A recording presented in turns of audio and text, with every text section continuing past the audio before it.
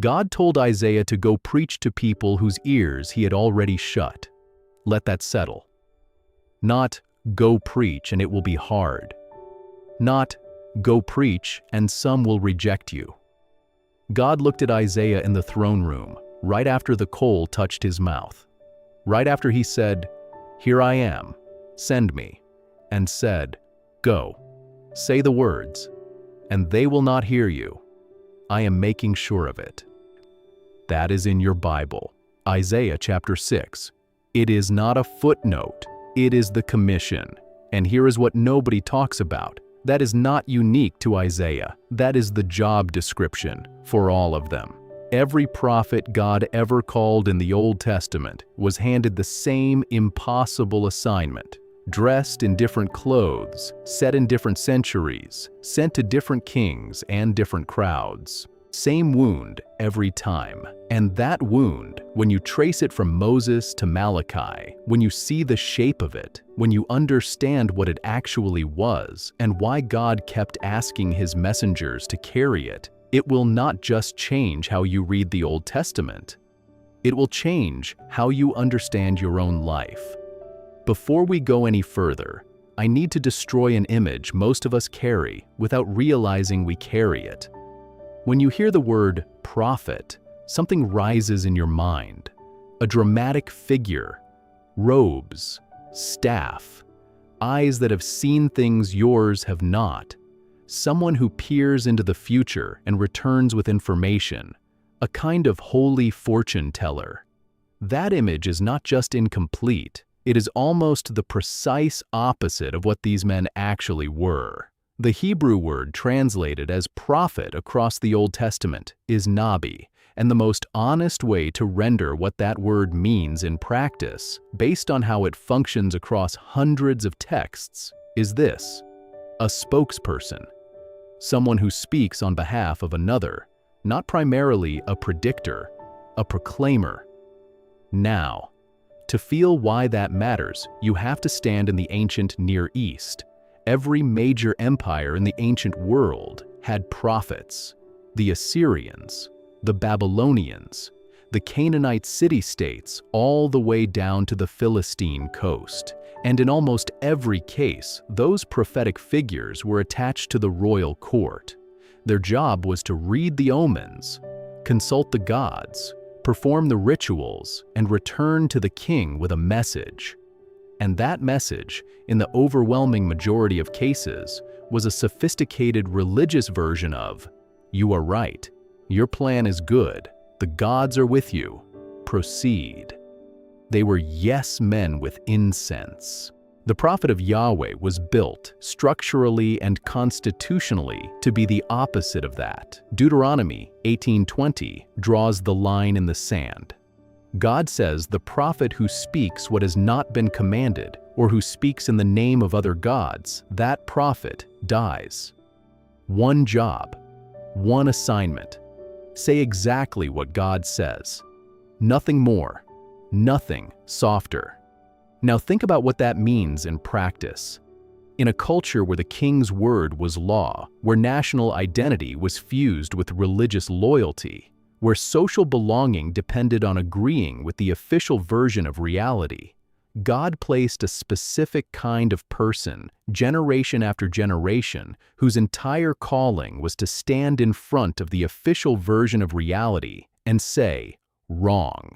Not occasionally, systematically, not gently, publicly, not from a position of safety, from the most exposed position imaginable. And now the wound begins to make sense, because here is the question you have to sit with before we go any further into these individual stories. What happens to the person who keeps saying the true thing in rooms that have decided the true thing is the enemy? Stay with me, because we are about to find out.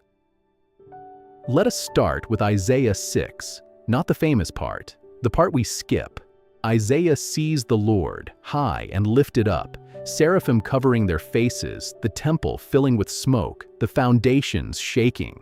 He is undone. He cries out, "Woe is me, for I am lost, For I am a man of unclean lips, and I dwell in the midst of a people of unclean lips. Isaiah 6:5. The coal touches his mouth, his guilt is taken away, his sin is atoned for. And God says, "Whom shall I send, and who will go for us?" And Isaiah says, "Here I am, send me." Isaiah 6:8. We love that moment. We put it on banners. We preach it at mission conferences. Here I am, send me, a man fully surrendered. But read verses 9 and 10. Go and say to this people, keep on hearing, but do not understand.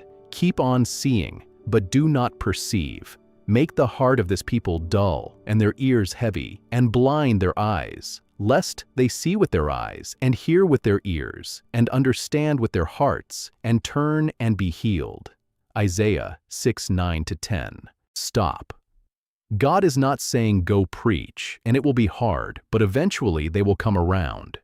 God is not saying go preach, and some will receive it. God is saying, I am sending you to a people who will not hear you, and the going is the testimony. The faithfulness in the face of closed ears is the point.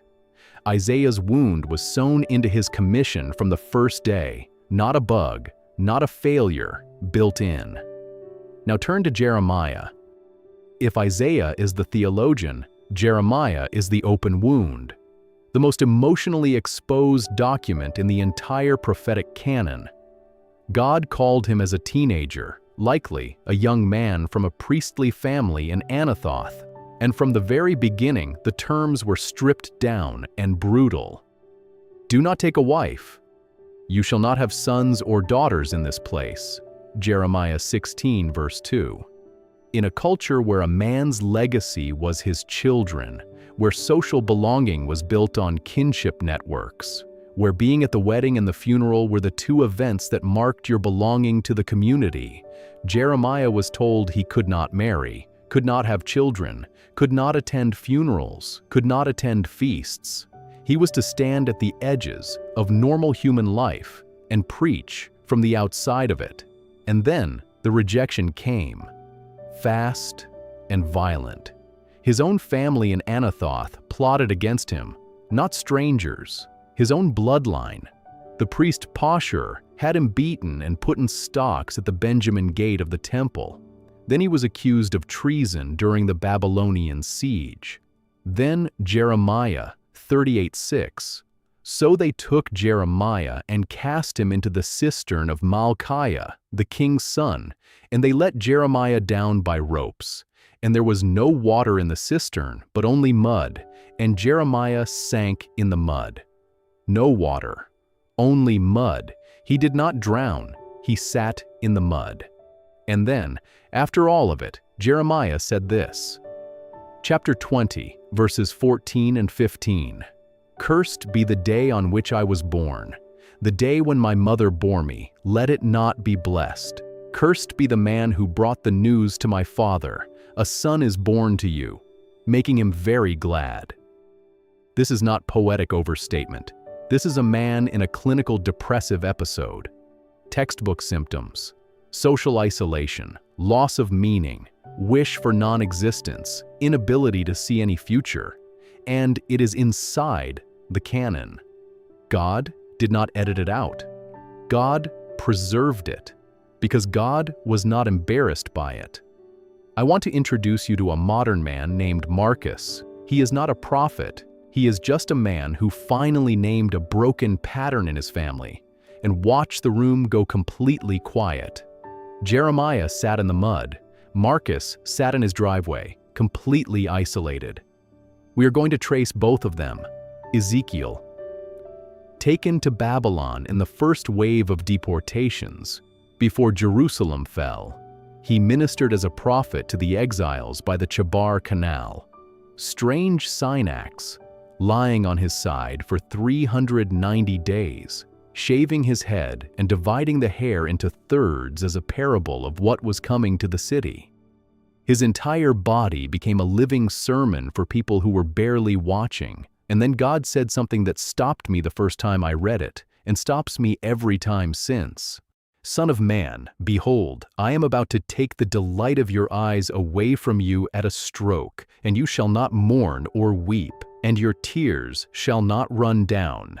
Ezekiel 24:16. His wife was going to die today, and he was not permitted to grieve publicly, because her death would be the next sign act, a parable in flesh and blood for what Jerusalem meant to the people who would soon learn it was gone. Ezekiel buried his wife. The next morning, the people came and said, "Will you not tell us what these things mean for us?" And he told them. The next morning, after burying his wife, because the job does not wait for your grief, then there is Hosea, God's opening instruction to him. "Go, take to yourself a wife of whoredom and have children of whoredom, for the land commits great whoredom by forsaking the Lord." Hosea 1:2. Gomer left, went back to other men, and God said, "Go find her." Hosea 3. He bought her back, paid for her with silver and barley as if purchasing a slave in the market. The entire marriage was a living parable of God's relationship with Israel, which means Hosea did not just preach about the grief of loving someone who keeps choosing to leave. He experienced that grief in his own home, in his own marriage, in his own body. Every night Gomer was gone was a sermon he had not chosen to preach. Then Amos, a shepherd and fig farmer from Tekoa in Judah, not trained in any prophetic school, a working man, called north to Bethel, the royal sanctuary of the northern kingdom. He preached there against the luxury and injustice and spiritual corruption of Israel. And the priest Amaziah sent a message directly to King Jeroboam II, calling Amos a conspiracy. Then he turned to Amos and said, "O seer, go, flee away to the land of Judah and eat bread there and prophesy there, but never again prophesy at Bethel, for it is the king's sanctuary and it is a temple of the kingdom." Amos 7:12-13. Go home. You are not from here. Your words are not welcome in this sanctuary. Amos was uninvited from the royal sanctuary. Marcus was quietly left off the family group chat. Then Micaiah. 1 Kings, chapter 22. King Ahab wants to go to war at Ramoth-Gilead. He has 400 prophets in his court. Every single one of them tells him what he wants to hear. But Jehoshaphat, suspicious of the unanimity, asks, "Is there not another prophet?" Ahab's answer is one of the most nakedly honest statements a king ever made about the prophetic office. "There is yet one man by whom we may inquire of the Lord, Micaiah the son of Imlah, but I hate him, for he never prophesies good concerning me, but evil." 1 Kings 22:8. I hate him, not I disagree with him, not he is sometimes difficult. I hate him because he never once told me what I wanted to hear. Micaiah told the truth anyway, in front of the court, with 400 court prophets arrayed against him.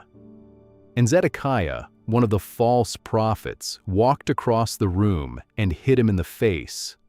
Micaiah was arrested and put in prison on bread and water until the king returned from battle. Elijah had just called down fire from heaven on Mount Carmel. He had stood alone against 450 prophets of Baal. He had prayed down rain after a 3-year drought. These were not small miracles. These were nation-altering events, the single most dramatic prophetic victory in the historical books. 3 days later, but he himself went a day's journey into the wilderness and came and sat down under a broom tree. And he asked that he might die, saying, "It is enough. Now, O Lord, take away my life, for I am no better than my fathers."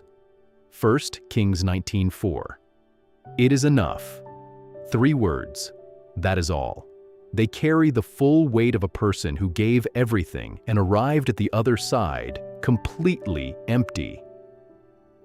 Not because the miracle failed. The fire came, the rain came, the victory was real, but the people did not turn. Jezebel sent a message, "You will be dead by this time tomorrow." And something in Elijah, something that had been carrying the weight of the whole prophetic office alone for years, simply gave out. And God did not rebuke him under the broom tree. God fed him bread, water. Arise and eat, for the journey is too great for you. 1 Kings 19:7. Not a sermon, not a theology lecture, not a command to get up and stop feeling sorry for himself. Bread, water, sleep, try again. Elijah sat under the broom tree, utterly depleted. Marcus sat in his car, wondering if telling the truth was a mistake. Now, all of these men, Isaiah, Jeremiah, Ezekiel, Hosea, Amos, Micaiah, Elijah, different centuries, different kings, different cities, different specific forms of suffering, same wound every time, not suffering in general, not the vague difficulty of a hard life, something much more specific, something that has a precise shape. The wound of loving the people you are sent to and being rejected by those exact people, not by strangers, by the community, by the family, by the sanctuary, by the room that was supposed to be home. That is the wound. And I want you to notice something. I want you to notice what every single one of these prophets had in common structurally before we name this theologically minded. They were not rejected because they were wrong. They were rejected because they were right. One sentence. Hard stop, then continue.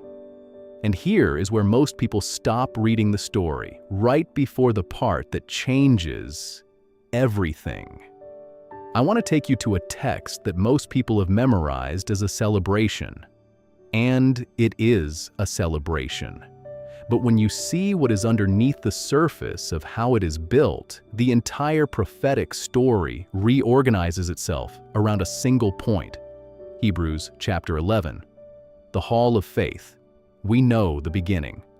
Abel, Enoch, Noah, Abraham, Sarah, Moses, the great cloud of those who trusted God and were commended for it. We love the opening of Hebrews 11. We quote it at funerals. We put it in graduation cards. But watch what happens at verse 36. Others suffered mocking and flogging and even chains and imprisonment. They were stoned. They were sawn in two. They were killed with the sword. They went about in skins of sheep and goats, destitute, afflicted, mistreated, of whom the world was not worthy, wandering in deserts and mountains, and in dens and caves of the earth. Hebrews 11:36-38. Now, this passage has a structure that is easy to miss if you are reading too fast. Watch the movement. The passage opens. These people were commended through their faith. Abel, Enoch, Abraham, the names of the honored. Then it pivots. Others suffered mocking, flogging, chains, imprisonment, stoning, being sawn in two. Not a different group, the same faith, applied to completely opposite circumstances. And then the pivot point, the hinge of the whole passage, is a single phrase in verse 38, of whom the world was not worthy. This is a chiasm, a literary structure where ideas are presented, then mirrored in reverse order, with the theological center at the turning point. And the center is right here. The world rendered a verdict on the prophets. The verdict was, you are not worth the disruption you cause. Not welcome, not valuable. Get out of the sanctuary, go back to Judah, sit in the mud, run from Jezebel, get hit in the face in front of the king. The world's verdict was consistent across centuries. Not worthy. And the writer of Hebrews picks up that exact language and inverts it. Not, the prophets were not worthy of the world, but the world was not worthy of them.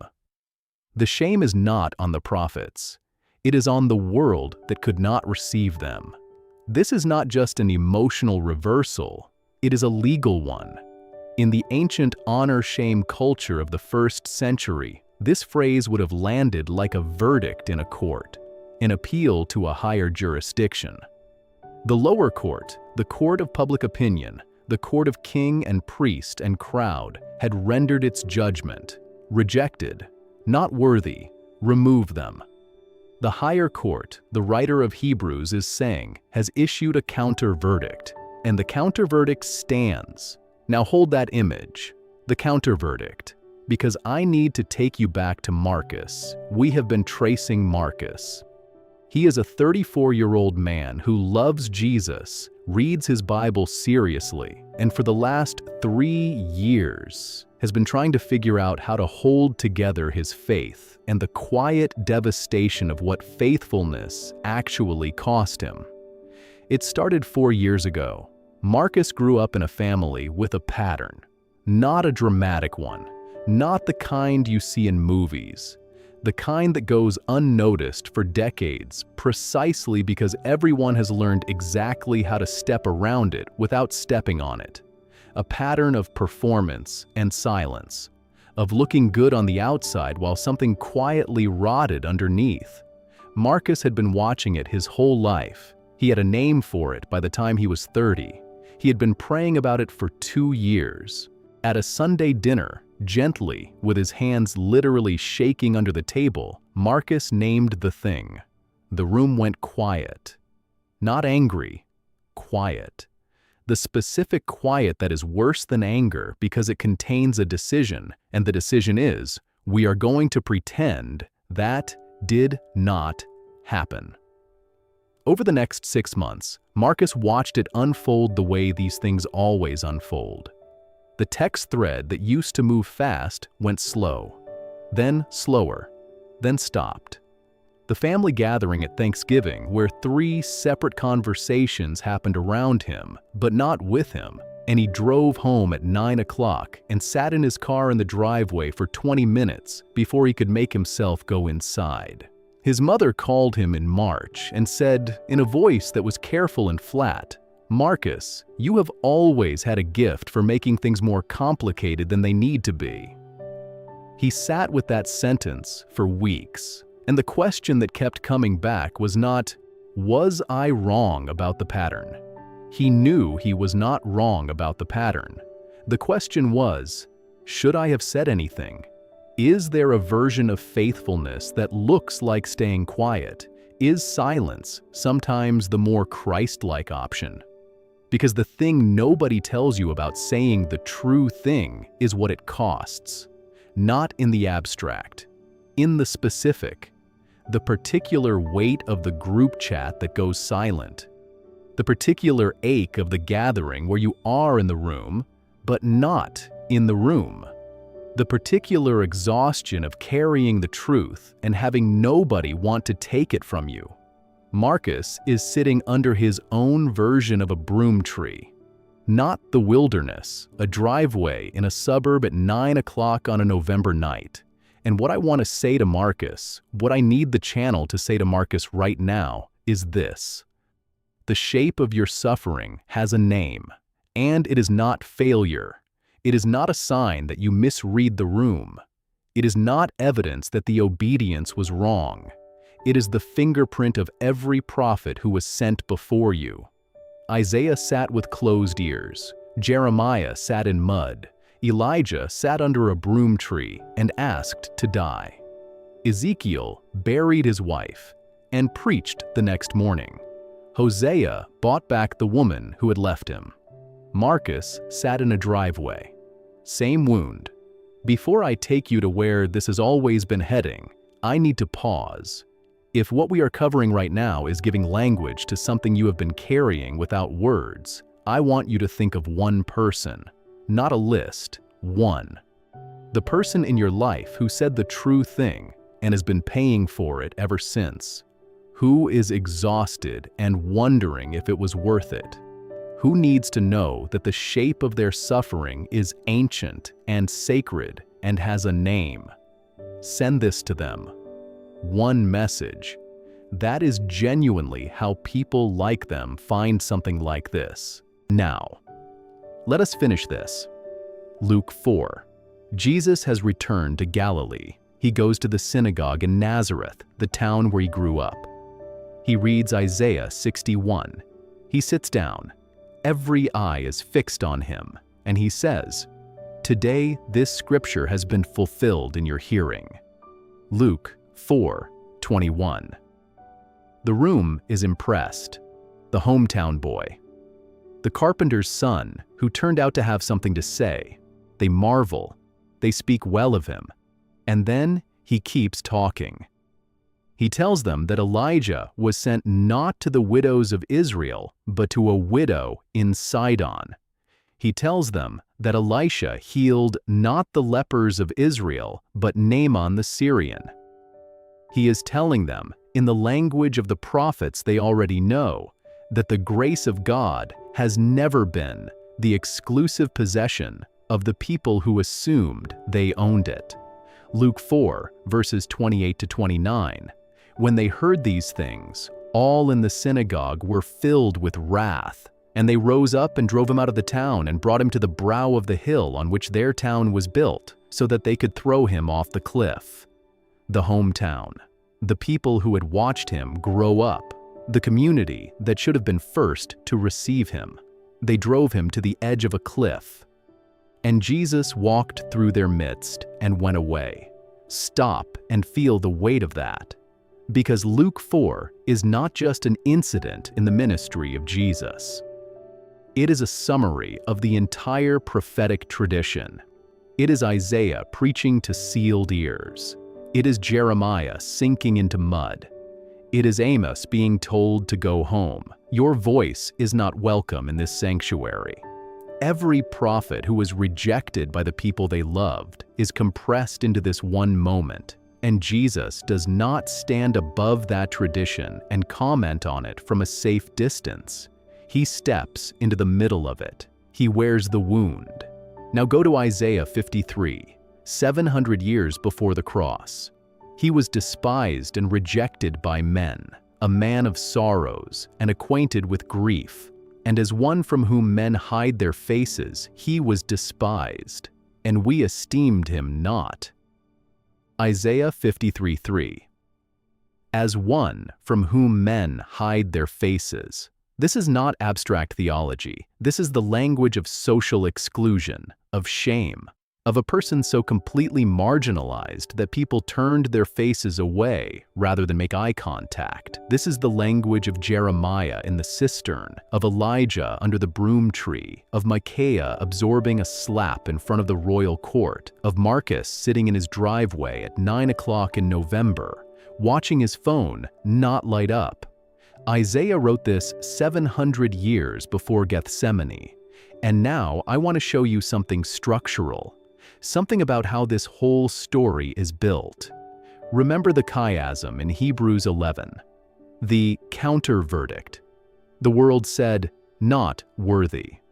Heaven said, "The world was not worthy of them." That structure, that exact inversion of the world's verdict by heaven's counter-verdict, reaches its absolute apex at the resurrection. The world rendered its verdict on Jesus on Friday. Not worthy. Not welcome. Remove him. Silence him. Crucify him if you have to. The court of public opinion, the court of the Sanhedrin, the court of Pilate, all agreed. Not worthy. And on the third day, heaven rendered the counter-verdict. Not with words, with an empty tomb. God raised him from the dead, exalted him to his right hand, gave him the name above every name.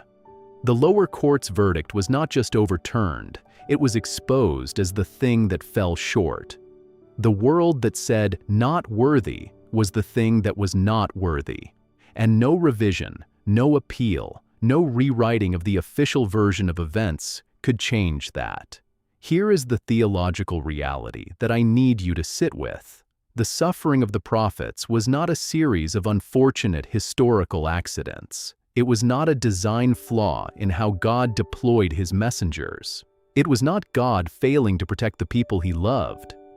It was a shadow. Not a shadow, the shadow. The exact outline, cast backwards across 7 centuries, of one specific person and one specific event. Every cistern Jeremiah was thrown into was the shape of a tomb. Every night Elijah spent under the broom tree, too empty to move, was the shadow of a Friday. Every morning Ezekiel got up and kept preaching was the echo of a Sunday. The prophets were not just predicting a rejected Messiah, they were living out the shape of his life in advance, and the wound they all shared, the specific wound of rejected love, of truth spoken into closed ears, of being excluded from the very community you are trying to restore, that wound was not incidental to their calling. It was the defining content of it. Because it was the defining content of his. And if you are Marcus right now, sitting in your driveway, wondering if the obedience was wrong, wondering if the cost was out of proportion to whatever good it produced, I need you to hear this as carefully as I know how to say it. The wound is not the sign of God's absence. It is the signature of his presence. 2 things, and I need both of them to land. The first, if you are exhausted right now, if you have said the true thing and lost something for it, if you are sitting in the particular silence that follows faithfulness that was not received, I want you to hear this. Your suffering has been seen. Not in a vague God sees everything kind of way, in the most specific, textured, particular way possible. The God who did not rebuke Elijah under the broom tree, who did not open with a theology lesson or a correction or a "but consider what I have done for you," who simply sent an angel with bread and said, "Arise and eat, the journey is too great for you," that God has not changed. He is not standing over you with a clipboard. He's not grading your emotional response to the rejection. He entered the rejection. He wore it on his body. He knows the exact weight of the silence after you said the thing you were supposed to say and the room decided not to hear it. That is not a cliché. That is the testimony of Isaiah 53 and Luke 4 and the empty tomb. Your suffering has been seen. The second thing, the wound does not disqualify you. It commissions you. Jeremiah kept preaching from the cistern. He wrote lamentations from the rubble of Jerusalem, the city he had warned for 40 years, and he still said, "The steadfast love of the Lord never ceases." Lamentations 3 verse 22. Elijah got up from under the broom tree and walked 40 days to Horeb and stood before God and kept going. Hosea went back and found Gomer. Ezekiel buried his wife and preached the next morning. Not because the wound had healed, not because they had found a way to stop caring about the rejection. They had not. Jeremiah's lament is inside the canon. The wound was still open. They kept going because they knew something more important than the verdict of the room. They knew the counter-verdict. And if you are the person who named the pattern in the family and became the problem, if you are the person who said the hard thing at church and found yourself slowly uninvited, if you are the person who raised your hand in the meeting and has been paying for it ever since, you are not at the end of something. You are inside a story that is ancient and sacred and moving toward a resolution that the room that rejected you does not have the power to prevent. The world will render its verdict. The world has been rendering verdicts on the people who tell the truth since Elijah ran from Jezebel. But heaven has already rendered the counter-verdict, and the counter-verdict is the one that stands. They always have been.